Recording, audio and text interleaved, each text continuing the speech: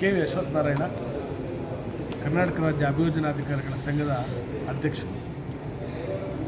ಈ ದಿನ ಅಭಿಯೋಗ ಮತ್ತು ಸರ್ಕಾರಿ ವ್ಯಾಜ್ಯಗಳ ಇಲಾಖೆ ಹಾಗೂ ಕರ್ನಾಟಕ ರಾಜ್ಯ ಅಭಿಯೋಜನಾಧಿಕಾರಿಗಳ ಸಂಘದ ಸಂಯುಕ್ತಾಶ್ರಯದಲ್ಲಿ 17ನೇ ರಾಜ್ಯ ಮಟ್ಟದ ಸಮ್ಮೇಳನ ಹಾಗೂ ಕಾರ್ಯಾಗಾರವನ್ನು ಹಮ್ಮಿಕೊಳ್ಳಲಾಗಿತ್ತು.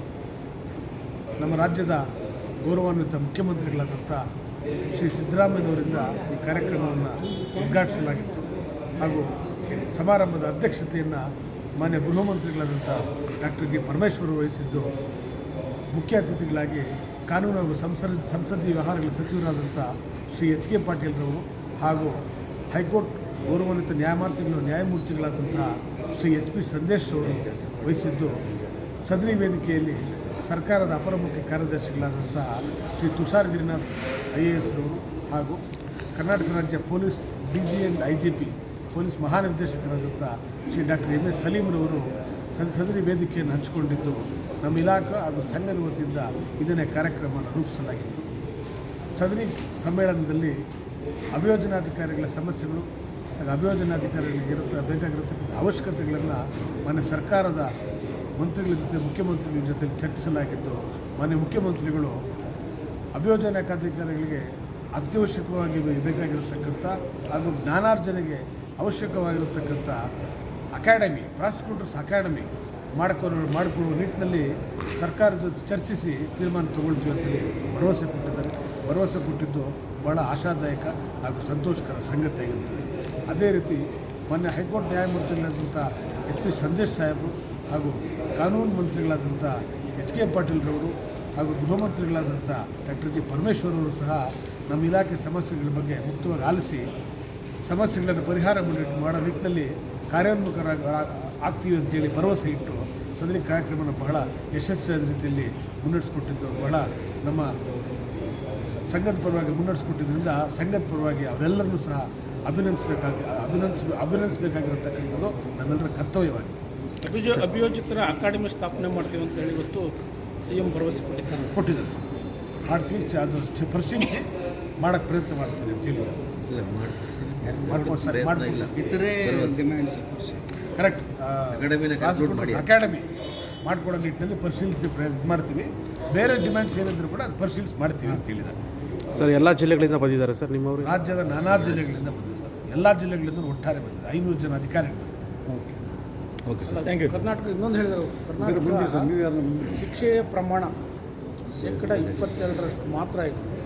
ಬೇರೆ ಬೇರೆ ರಾಜ್ಯಗಳಲ್ಲಿ ಕೂಡ 72-92% ಇದೆ. ಇದ್ರ ಬಗ್ಗೆ ತಾವು ಸರ್, ಇಲ್ಲಿ ಏನಾಗ್ತಾಯಿದೆ, ಔಟ್ ಆಫ್ ಟೋಟಲ್ ಡಿಸ್ಪೋಸಲ್ ಕೇಸಸ್ಸಲ್ಲಿ ಇದರ ಪರ್ಸೆಂಟೇಜ್ ಕ್ಯಾಲ್ಕುಲೇಟ್ ಮಾಡಲಾಗ್ತಾಯಿದೆ. ಆದರೆ ಔಟ್ ಆಫ್ ಟೋಟಲ್ ಡಿಸ್ಪೋಸಲ್ ಕೇಸಸ್ಸಲ್ಲಿ ಸಾಕ್ಷಿ ರಾಜ್ಯದ ಪರವಾಗಿ ಕಂಟೆಸ್ಟ್ ಮಾಡತಕ್ಕಂಥ ಕೇಸುಗಳೆಷ್ಟು, ಪ್ರತಿಕೂಲವಾಗಿ ಸಾಕ್ಷಿ ನೋಡತಕ್ಕಂಥ ಕೇಸುಗಳೆಷ್ಟು ಅನ್ನೋದನ್ನು ವರ್ಗೀಕರಿಸಬೇಕಾಗ್ತದೆ. ಯಾಕೆಂತಂದರೆ when witness its self turned hostile before the court, we and police and court are helpless. Witness ಅಭಿಯೋಜನೆಯ ಪರವಾಗಿ, ರಾಜ್ಯದ ಪರವಾಗಿ ಸಾಕ್ಷಿ ನೋಡೋದಲ್ಲಿ ಆರೋಪಿಗೆ ಶಿಕ್ಷೆ ಕೊಡೋದಕ್ಕೆ ಸಹಕಾರಿಯಾಗ್ತದೆ. ಆ ಆರೋಪಿಗೆ ಶಿಕ್ಷೆ ಕೊಡಿಸೋ ನಿಟ್ಟಿನಲ್ಲಿ ಅವಶ್ಯವಾದಂಥ ಎಲ್ಲ ಕ್ರಮಗಳನ್ನು ನ್ಯಾಯಾಲಯ ಕೂಡ ತೆಗೆದುಕೊಳ್ಳೋದಕ್ಕೆ ಅನುಕೂಲ ಆಗ್ತದೆ. ಆದರೆ ನೊಂದವರೇ, ದೂರುದಾರರೇ ನ್ಯಾಯಾಲಯದ ಮುಂದೆ ರಾಜಿ ಮಾಡಿಕೊಂಡು ಪ್ರತಿಕೂಲ ಸಾಕ್ಷಿ ನೋಡಿದಾಗ, ಹಾಸ್ಟೈಲ್ ವಿಟ್ನೆಸ್ ಆದಾಗ ನ್ಯಾಯಾಲಯ ಕನ್ವಿಕ್ಷನ್ ಕೊಡೋದು ಕಷ್ಟ ಆಗ್ತದೆ. ಆದ ಕಾರಣದಿಂದ ಇತ್ತೀಚಿನ ದಿನಗಳಲ್ಲಿ ಭಾಳಷ್ಟು ಕೇಸುಗಳಲ್ಲಿ ಕಾಂಪ್ರಮೈಸ್ ಆಗ್ತಾ ಇರೋದ್ರಿಂದ, ದೂರು ಕೊಟ್ಟಿರ್ತಕ್ಕಂಥ ಫಿರ್ಯಾದಿದಾರರೇ ರಾಜಿ ಆಗ್ತಾ ಇರೋದ್ರಿಂದ ಭಾಳಷ್ಟು ಕೇಸುಗಳು ಅಕ್ವಿಟಲ್ ಆಗ್ತಾಯಿದೆ. ಆದರೆ ಇದು NCRB ರಿಪೋರ್ಟ್ ಪ್ರಕಾರ NCRB ರಿಪೋರ್ಟು ಸಹ ಟೋಟಲ್ ಏನು ಕೇಸು ಡಿಸ್ಪೋಸ್ ಆಗಿದೆ ಅದ್ರ ಮೇಲೆ ಮಾಡಿದೆ. ಬಿಟ್ಟರೆ ಆ NCRB ಕೂಡ ಸಂಪೂರ್ಣವಾಗಿ ಎಷ್ಟು ಕೇಸು ಕಂಟೆಸ್ಟ್ ಆಗಿದೆ, ಎಷ್ಟು ಕೇಸು ಈ ರೀತಿಯಾಗಿ ರಾಜಿ ಆಗಿದೆ ಅಂತ ಬೈಫರ್ಗೇಷನ್ ಮಾಡಿ, ಸೊ ರಾಜಿ ಆಗಿರೋ ಕೇಸ್ಗಳೆಷ್ಟು ಮತ್ತು ಹಾಗೆ ಕಂಟೆಸ್ಟ್ ಆಗಿರೋ ಕೇಸ್ಗಳಲ್ಲಿ ಎಷ್ಟು ಪರ್ಸೆಂಟು ಇದರಲ್ಲಿ ಕನ್ವಿಕ್ಷನ್ ಆಗಿದೆ ಅನ್ನೋದ್ರ ಬಗ್ಗೆ ಬೈಫರ್ಗೇಟ್ ಮಾಡ್ತಾ ಇಲ್ಲ. ಉದಾಹರಣೆಗೆ 100 ಕೇಸ್ ಆಗಿದೆ ಅಂತಂದರೆ ಅದರಲ್ಲಿ ಪರ್ಸೆಂಟೇಜಲ್ಲಿ ತೊಗೊಂಡಾಗ 100 ಕೇಸಲ್ಲಿ 70 ಕೇಸು ಅದರಲ್ಲಿ ರಾಜಿ ಮುಖಾಂತರನೋ ಅಥವಾ ಪ್ರತಿಕೂಲ ಸಾಕ್ಷಿ ಮುಖಾಂತರನೋ ಅಥವಾ ಬೇರೆ ಟೆಕ್ನಿಕಾಲಿಟಿ ರೀಸನನ್ನು ಹೋದಂಥ ಸಂದರ್ಭದಲ್ಲಿ ಇನ್ನು 25 ಕೇಸು ಕನ್ವಿಕ್ಷನ್ ಆಗಿರುತ್ತೆ ಅಲ್ಲಿ.